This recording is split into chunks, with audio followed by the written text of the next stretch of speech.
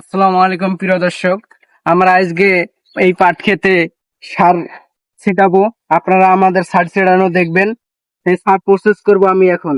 কৃষি কাজ করতে হলে সফলতা পাইতে হলে অনেক মেধা লাগে।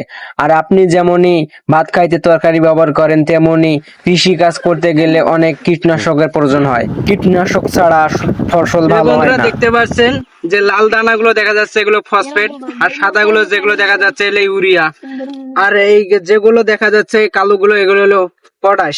তা আমরা এগুলো সঠিকভাবে মিক্সার করব।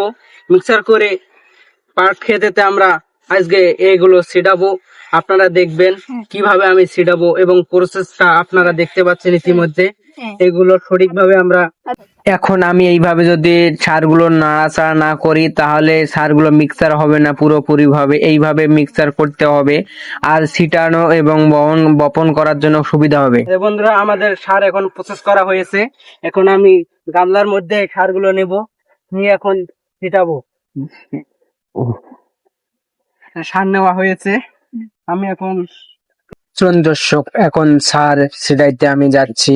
সার দেখেন এইভাবে ছিটাতে হয়, এবং আমিও সঠিকভাবে পারি না, তারপরেও আমি যেভাবে আমার ব্যক্তিগতভাবে যেভাবে করার দরকার বা ছিটানোর দরকার সেভাবে আমি ছিটাচ্ছি।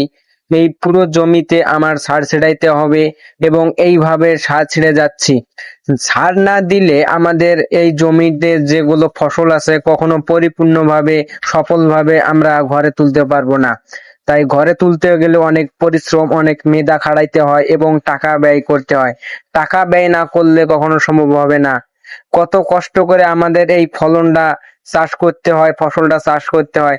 চাষ করার পর আমাদের এই ফসলগুলো অনেক স্মৃতি হয়ে থাকে, যে আমরা এই কাজটা করে অনেক কিছু আর্থিক সহযোগিতা পাই। এই সহযোগিতা দিয়ে আমাদের পরিবার চলে, আমরা নিজেরা চলি, এবং ভালো মন্দ অনেক কিছু খাইতে পারি এবং আসবাবপত্র নিতে পারি। অনেক কিছু আমাদের এই জমি থেকে আমাদের উন্নতির দিকে এগিয়ে যায়। দেখেন বন্ধুরা, পরিশ্রম না করলে কখনো সফলতার পাবো না আমরা। তাই সফলতার স্বপ্নের চাবিকাঠি। দর্শক, ফাইনালি ইতিমধ্যে আমাদের সার ছিটানো শেষ হয়ে গেছে।